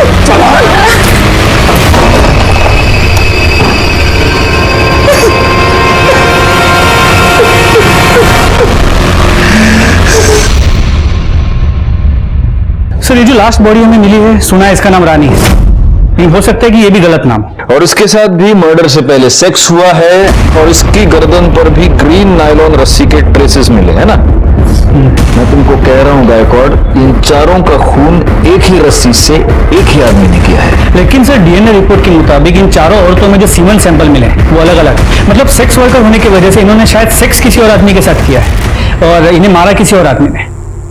मुझे समझ में नहीं आ रहा, इसका मोटिव सेक्स नहीं है, इसका मोटिव लूटपाट नहीं है क्योंकि पैसे इनकी बॉडी के पास ही मिलते हैं, तो फिर इसका मोटिव क्या है? वो क्यों मार रहे हैं इन औरतों को? और हमारे पास कोई क्लू नहीं है। तो फोरेंसिक रिपोर्ट से एक नया क्लू मिला है। इस रानी के गले पे, हाथ पे और गले पे जो ग्रीन रस्सी के रेशे मिले हैं उस पे कुकिंग ऑयल मिला है। मतलब जिस रस्सी से रानी का गला घोटा गया उस पे कुकिंग ऑयल लगा हुआ था, जो खुद को बचाते हुए और गला घोटते हुए रानी के गले और हाथ पे लग गया। और ये कुकिंग ऑयल भी वो है जो बार बार यूज किया गया है। बार बार यूज किया हुआ कुकिंग ऑयल। गायकवाड़, ये रस्सी जरूर किसी ऐसे आदमी की है जो फ्राइड फूड बेचता है। वो नहीं होता, ठेला वेला बांधने के लिए रस्सी नहीं यूज करते ये लोग। एक काम करो, पनवेल से लेकर कामण के बीच में जितने भी ये वड़ा पाव वाले, भजिया वाले, चाइनीज वाले, फरसान वाले, जितने भी ठेले वाले, उन सबके ठेले चेक करो और देखो कहीं पर ग्रीन नायलॉन की तेल लगी हुई रस्सी मिलती है क्या। लेकिन सर सिर्फ पनवेल में ही 500 से 600 ठेले हैं। हमारे पास दूसरी कोई चॉइस है? अंग्रेजी में एक बहुत अच्छी कहावत है Gaikwad, beggars can't be choosers.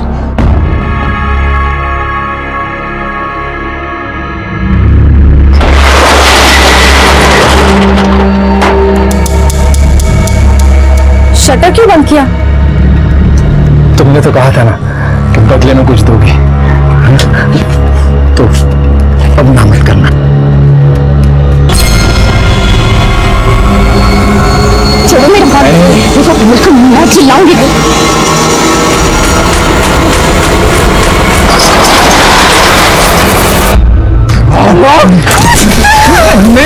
हाथ कैसे लगाओ तुम?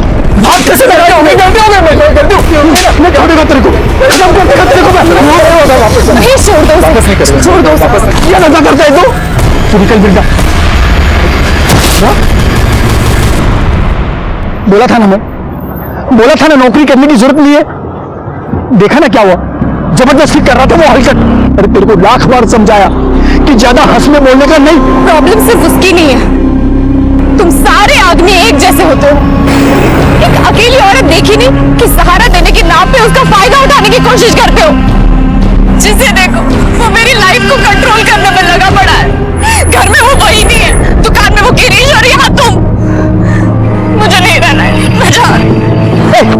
सुन, तू तब भड़क को रही है। क्या क्या मांगता क्या है तेरे को? बोल, मैं करेगा ना तेरी मदद। क्या मांगता तेरे को? तो लगता क्या है मेरा? हम दोनों का रिश्ता क्या है? रिश्ता मांगता है? मैं करेगा तेरे साथ शादी। क्या बोलती है? तो सच में मेरे साथ शादी करेगा? तू सिर्फ हाँ तो बोल, मैं कभी भी तेरे घर रिश्ता लेकर के आ जाऊंगा। और वो तेरी एडी बहन है ना, वो खुशी के मारे नाच उठेगी कि चलो अच्छा हुआ पीछा छूटा। अरे अब तो हंस पहुंच लेना। अरे हंसना, अभी करेगा ना मैं तेरे साथ शादी।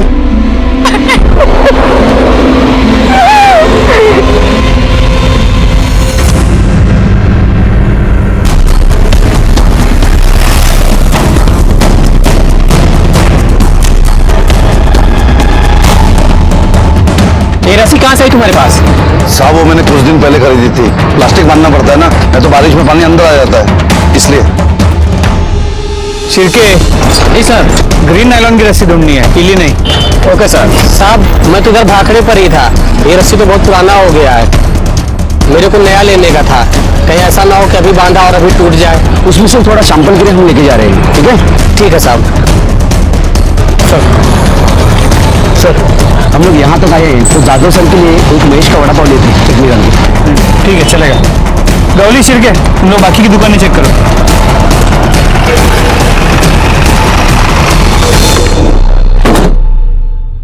सर ये तो बंद है।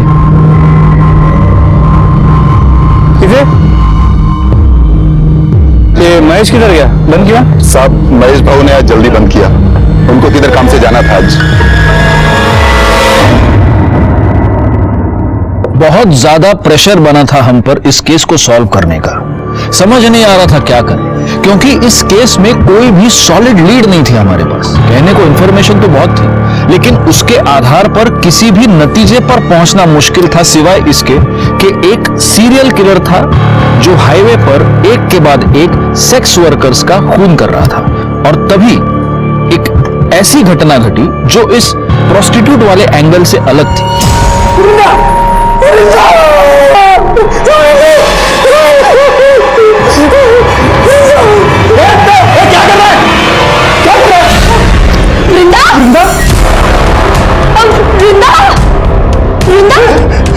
वृंदा को किसी ने मार दिया।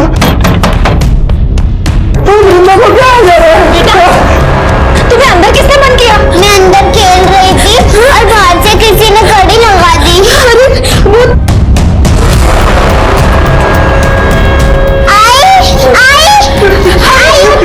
आई को क्या हो गया? आई को महेश ने मारा था। महेश ने कुत्ता को मार दिया। आई को आओ, अरे आओ देखो क्या हुआ। अरे महेश ने मार दिया कुत्ता को। अरे तुम देख क्या रहे हो? फोन लगाओ पुलिस को। अरे महेश ने मार दिया कुत्ता को। Hello police station.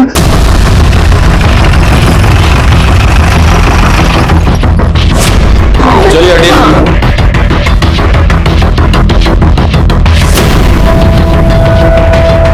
इनको बाहर निकालो, जरा आप भी पीछे हो जाइए।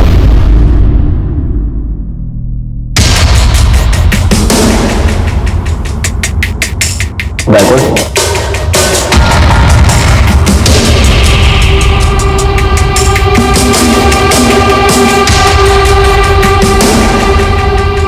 एक काम करो गायकवाड़, पंचनामा करो और बॉडी को पोस्टमार्टम के लिए भेज दो और फॉरेंसिक टीम को भी बुला लो।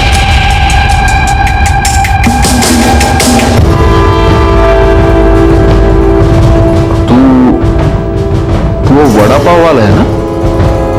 तू यहाँ क्या कर रहा है? साहब, किसी ने मारा वृंदा को। हम घर आए तो ये यही था। मैंने नहीं मारा है, लेकिन जिसने भी मारा है ना उसे छोड़ेगा नहीं, नहीं छोड़ेगा मैं। चुप, नहीं छोड़ेगा मैं, नहीं छोड़ेगा मैं। मैंने पहली बार वृंदा में ही देखा कि माँ क्या होती है। उसने अपनी इज्जत भी संभाली और अपनी बच्ची के लिए खड़ी भी रही। मैं बोला उसको सब खर्चा दूंगा मैं, फिर भी अपनी बेटी के लिए उसने नौकरी की और उस हरकत गिरिश के वहां वो नौकरी पे लग गई। इतनी अच्छी लगती थी वृंदा तो उसको मारा क्यों? मैंने नहीं मारा साहब उसको, लेकिन जिसने भी मारा होगा ना साहब उसको नहीं छोड़ूंगा मैं। अच्छा, उसका भाई, उसकी भाभी सब झूठ बोल रहे। तू वृंदा को परेशान करता था, उसको धमकी देता था। मैंने वृंदा को धमकी नहीं दी थी साहब। मैंने प्रतीक और दीपा को बोला था कि उसको परेशान ना करें। मैंने तो वृंदा को सिर्फ इतना ही बोला था कि किसी के भी साथ ज्यादा हंसने बोलने का नहीं। अच्छा, क्यों नहीं हंसने बोलने का? मतलब तू कुछ भी कर सकता है, वो कुछ नहीं कर सकती, क्यों? ऐसा नहीं है साहब, दूसरों का छोड़ो, मैं वृंदा को हाथ में नहीं लगाया था और शादी से पहले साथ में सोना तो दूर की बात, मैं तो प्यार करता था उससे, शादी बनाने का था, इसलिए उसके घर पे मैं उसका हाथ मांगने के लिए गया था, लेकिन मेरे पहले वो वहां पर बड़ी पड़ी थी।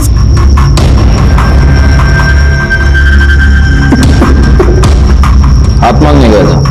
हाँ साहब, करीब 2 बजे के आसपास वृंदा का मेरे को फोन आया था। हाँ हेलो महेश, आज तुम शाम को 4 बजे घर आ सकते हो? अरे शाम को कैसे आएगा मैं, इधर धंधा कौन संभालेगा? शादी की बात करने के लिए तुम एक दिन जल्दी दुकान बंद नहीं कर सकते? क्या तुम मेरे को शादी के लिए बुला रही है? मैं गाड़ी बंद करके घर गया, कपड़ा बदली किया, उसके घर के लिए निकला। जब घर जाके देखा तो वो पहले से मरी पड़ी थी साहब। कितने बजे पहुंचा उसके घर? मैं 4 बजे पहुंचा होगा साहब, तब तक वो मर चुकी थी। मैंने कुछ नहीं किया साहब, आपको पूछना है तो राजू से पूछ लो साहब। चल चल, मैंने मान लिया कि तूने वृंदा को नहीं मारा। किसने मारा? उसके भाई और भाभी ने मारा होगा साहब, क्योंकि उनको लगने लगा था कि वृंदा उन पर बोझ बनती चली जा रही है, तो उन दोनों ने भी नहीं मारा होगा ना साहब, तो उस हरकत गिरीश ने मारा होगा उसे। सर ऐसी कोई बात नहीं, किसी ने आपको मेरे बारे में गलत बोला है, मैं उससे बहुत अच्छे से बात करता था। ये अच्छा है, तेरी दुकान में सीसीटीवी है, दिखा फुटेज, दिखा, सब पता चल जाएगा किससे कैसे बात करता है। इसमें ये क्या, चेक करो। पासवर्ड क्या है? सर अरे पासवर्ड क्या है? सर वो मुझे अच्छी लगती थी, लाइन भी देती थी मुझे, तो मुझे लगा सब। तेरी दुकान में ग्रीन कलर की रस्सी है? ग्रीन क्यों सर? तू नहीं बताएगा? राजोंडे सर, जरा शोधा सगळीकडे, देखो रस्सी मिलती है क्या? नहीं है सर। वैसे काफी रंगीन, काफी शौकीन आदमी लगता है तू। हाँ, उधर तो जाता होगा। किधर सर? उधर प्रोस्टिट्यूट्स के पास। अरे नहीं सर, मैं वैसा आदमी नहीं हूँ। वैसा आदमी नहीं है? नहीं सर। तो वैसा आदमी है? हाँ, मतलब 1-2 बार गया। हाँ, 1-2 बार गया है और वहां जाने के बाद उनका खून भी किया है। सिर्फ 4 को मारा है, और को भी मारा? तो नहीं सर, मैंने किसी को नहीं मारा है। सब पता चल जाएगा। राजोंडे सर, सापड़ का?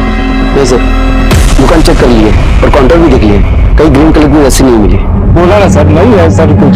ठीक है, चला, तू इसे नहीं बताएगा, तेरे को है ना एक दिन हमारे यहाँ पे बुला के पूछूंगा। सर एक बार रस्सी के लिए इस महेश के वड़ा पाव के स्टॉल को चेक कर लेता हूँ। करो। पूरी गाड़ी को अच्छे से चेक करो, देखो ग्रीन रस्सी मिलती है क्या।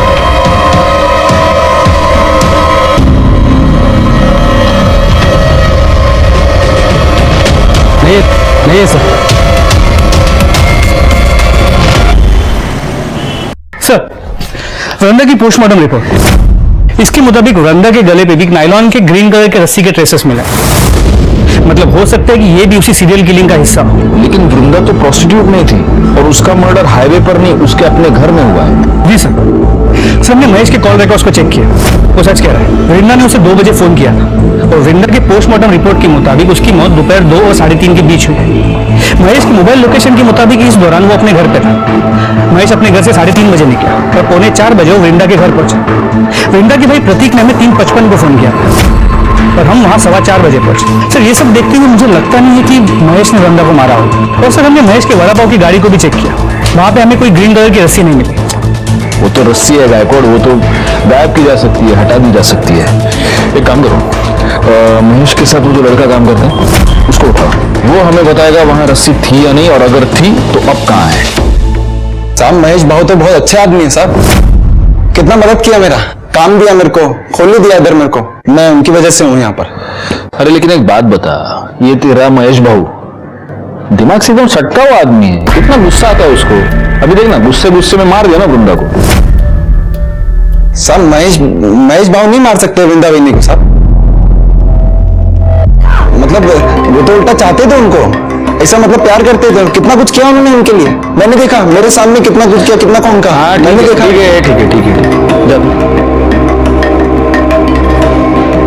अरे राजू सुन, इधर आना, इधर। हाँ सर। मेरे एक बात बता, उस दिन गाड़ी बंद करके तू किधर गया था? मैं अपने खोली में गया सर, बंद किया, खोली में चला गया। तो रस्सी लेके गया तू? रस्सी? ऐसे घबरा क्यों रहा है? मेरे को रस्सी के बारे में पूछ रहा हूँ, सांप के बारे में नहीं पूछ रहा। नहीं घबरा नहीं रहा सर मैं। कौन सी रस्सी? रस्सी रे, वो तुम लोग ठेला वेला बांधने के लिए रस्सी, बारिश वारिश आती तो टपरी बांधने के लिए रस्सी यूज करते हैं ना, वो लेके गया तू? वो तो साहब वो रस्सी नहीं मिल रही, वो तो मिल नहीं रही थी, ढूंढा नहीं? मैं पूछा साहब आसपास के, मैंने दुकान वाले से पूछा, मैंने ठेला लगाते हैं ना उनसे पूछा, मैंने किसी को मालूम ही नहीं साहब रस्सी कहाँ गई। क्या बात कर रहा है गायकवाड़, एक गरीब आदमी की रस्सी गायब हो गई, क्या कर रहे हो गायतोंडे? रस्सी गली, चल ठीक है देखते। ये जरूर हमसे कुछ छुपा रहा है। एक काम करो, 24 घंटे तावड़े को उसके पीछे लगा दो और तब तक इस रस्सी के बारे में महेश से पूछो। रस्सी तो गाड़ी में होंगी ना साहब, उधर ही तो थी। तुझे गाड़ी चेक के लिए हमें क्या नहीं है साहब? उधर ही थी, मैंने कल सुबह ही देखा था, उधर ही पड़ी थी गाड़ी में। पक्का उधर ही थी? हाँ साहब, लेकिन आप लोग मेरे से रस्सी के बारे में क्यों पूछ रहे हो साहब? रस्सी पे तेल गिरा था। अभी साहब इतना फ्राई करते तो रस्सी पे तेल तो गिरेगा ना साहब।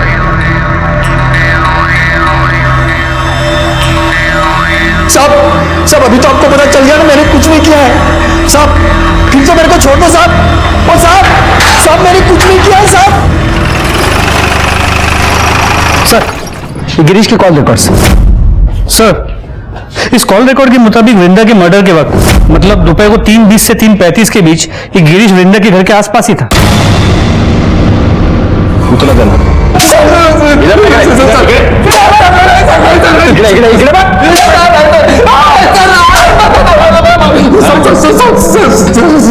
सब सच बता रहा हूँ सर। बोल। मैं कल गया था वृंदा के घर सर, उससे माफी मांगने गया था और उसे वापस जॉब का ऑफर देने, क्योंकि वो मुझे अच्छी लगने लगी थी, उसको मिस कर रहा था सर मैं। पर मैं जब उसके घर के पास पहुंचा तो मैंने एक आदमी को वहां से भागते हुए देखा। दरवाजा खुला था सर, जब मैं अंदर गया तो देखा वृंदा जमीन पर मरी पड़ी है। मैं बहुत डर गया था सर, इसीलिए पहले झूठ बोला। सर मिर्ची ले गया, मिर्ची, ये अभी मिर्ची खा के ही सच बोलेगा। अरे सर आप मिर्ची का मुझे गोली भी मारेंगे तो मैं यही बोलूंगा सर, क्योंकि यही सच है। तूने किसी को भागते हुए देखा? किसको देखा? हाँ वही आदमी था जिसने तेरे साथ झगड़ा किया था वृंदा के ऊपर से? नहीं सर, कोई दूसरा था। अरे दिखता कैसे था बोलना?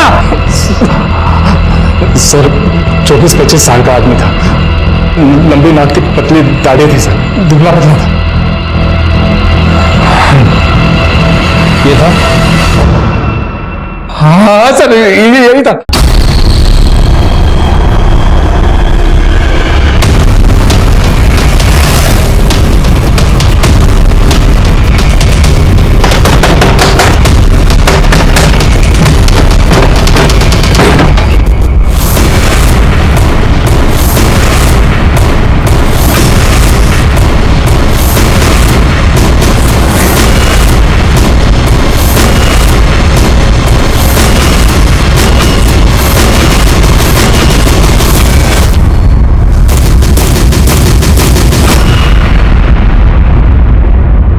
साहब मैंने मारा साहब, मैंने मारा वृंदा बहनी को साहब।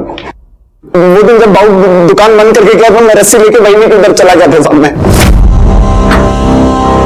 अरे राजू तू मालूम आप भाव का इंतजार कर रहे थे ना? अरे वो आज रोज की तरह थोड़ी ना आएंगे, आज तो सज धज के एकदम टिप टॉप बन के आएंगे वो। अभी तो उन्होंने बड़ा भाव भेजा आपके लिए। अच्छा भला एक गिलास पानी दे ना। देते हैं, आती है ना।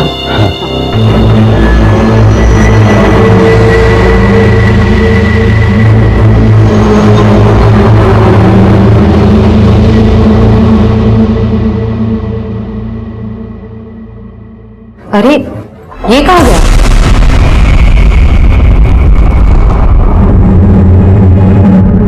क्यों मारा वृंदा को? साहब मेरे को मालूम था साहब कि महेश भाई के आगे पीछे कोई नहीं है साहब। तो मेरे को लगा कि अगर महेश भाई वृंदा बहनी के खून के इल्जाम में अंदर हो गए तो पूरा ठेला मेरा हो जाएगा साहब। चल ठीक है, मैंने मान लिया वृंदा को तूने ये वड़ा पाव की गाड़ी की लालच में मारा। उन 4 औरतों को क्यों मारा? नहीं साहब मैंने नहीं मारा साहब, मैंने नहीं मारा साहब, मैं क्यों मारूंगा? झूठ बोल रहा है। अरे साहब मैं झूठ नहीं बोल रहा, मैं तो सच बोल रहा हूँ। मैं एक ने मारा था। मेरे को मालूम है साहब, वो रस्सी लेके हमेशा जाते थे सर किधर को, मैं सोचता था किधर जा रही रस्सी लेकर, एक दिन ट्रेन गिर गया उसके ऊपर। साहब वो निकले, मैं उनके पीछे पीछे गया, मैंने अपनी आंखों से देखा था। उस दिन मेरे को मालूम चला साहब कि हाईवे पे जितनी भी धंधे वाली मरी है उनको भाव ने मारा। मेरे को तभी आइडिया आया साहब, मेरे को लगा सूरज सीजन में। अरे तो तेरे को यह आइडिया नहीं आया कि अगर तू ये बात हमको बताता तो महेश वैसे भी अंदर जाता, फिर सारा धंधा तेरा हो जाता? ये समझ में नहीं आया तेरे को? साहब मेरी मदद मारी गई थी, मैं साहब मेरे को लगा कि हो जाएगा, मैं पागल आदमी गरीब आदमी, मेरे को लगा साहब मैं सच कह रहा हूँ साहब।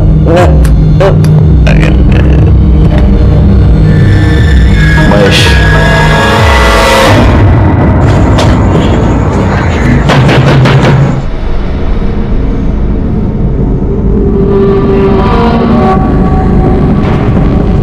मेरे को मालूम था ये दिन जरूर आएगा, और महेश कभी मेरी बात सुना ही नहीं।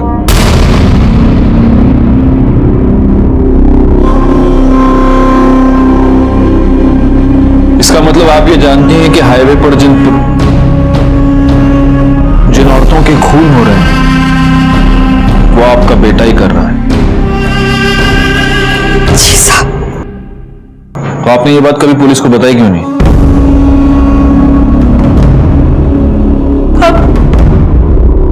बेटा है मेरा, मैं कैसे बता दे?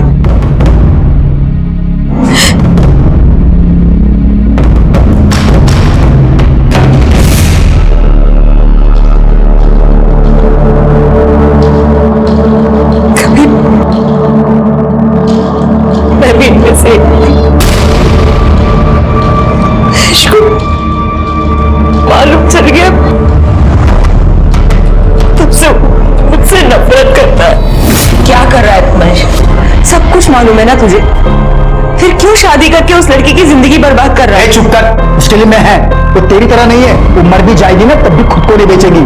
और एक तू है, चल जान देना, तू क्या समझेगी साली? तो हमेशा मेरे को बोलता रहता है ना, हाँ? पर तेरे को मालूम है कि मैंने धंधा काय को शुरू की? अस्पताल में था, डॉक्टर बोला अगर इसकी जान बचाना है तो इंजेक्शन लगाना पड़ेगा। बहुत महंगा था इंजेक्शन, मैं नहीं कर सकती थी। अरे मैं ये नहीं करती ना तो तुम मर जाता। अरे तू मर जा नहीं देती, धंधे वाली की औलाद तो नहीं बुलाते मेरे को।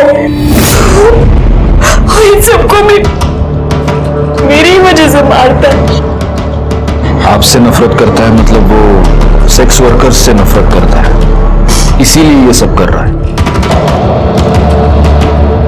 आपने उसे छोड़ा तो वो आया था घर। क्या कर रहा है? कपड़े का को भर रहा है? किधर जा रहा है?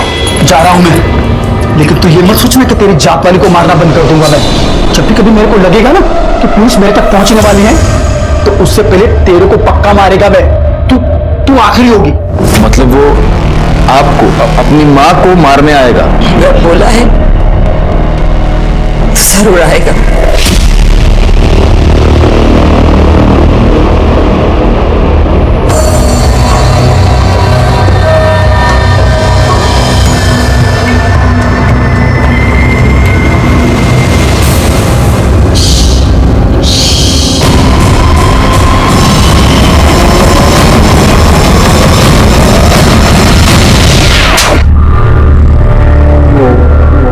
साल का हुआ जब मेरे को मालूम पड़ा कि मेरी आई क्या काम करती है। तुझे पता है तेरी आई क्या काम करती है? तेरे घर पे कपड़े और खाना लाने के लिए पैसे कहाँ से आते कभी सोचा है? क्योंकि तेरे तो बाबा भी नहीं है। मुझे इतना पता है कि मेरी आई काम करती है, तो वो काम करके ही आते होंगे। देखना है तुझे? चल तुझे दिखाता हूँ।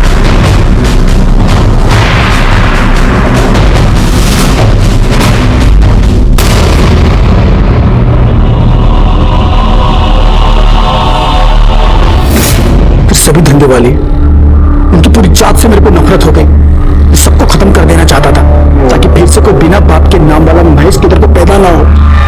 फिर मेरे को वृंदा मिली।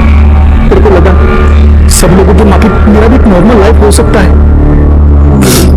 राजू ने वो भी खत्म कर दिया। आखिर ये केस सॉल्व हो गया और सीरियल किलर महेश को पकड़ने में हम कामयाब हो गए।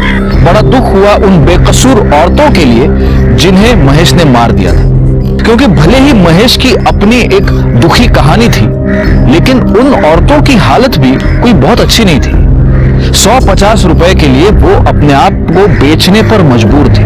और सबसे ज्यादा दुख हुआ महेश की मां सपना के लिए, जिसने अपने बेटे के लिए अपने आप को बेचा, लेकिन उसी की वजह से उसका बेटा शर्मिंदा था और अंत में एक भयानक कातिल बन गया। खैर, मैं इंस्पेक्टर राजेश जाधव आपसे विदा लेता हूं। दोबारा मिलूंगा, तब तक सतर्क रहिए और देखते रहिए क्राइम पेट्रोल दस्तक, क्योंकि मकसद बताना नहीं, बचाना है। जय हिंद। इस तरह के और भी एपिसोड देखने के लिए हमारे चैनल को सब्सक्राइब करें और बेल आइकन दबाना ना भूलें।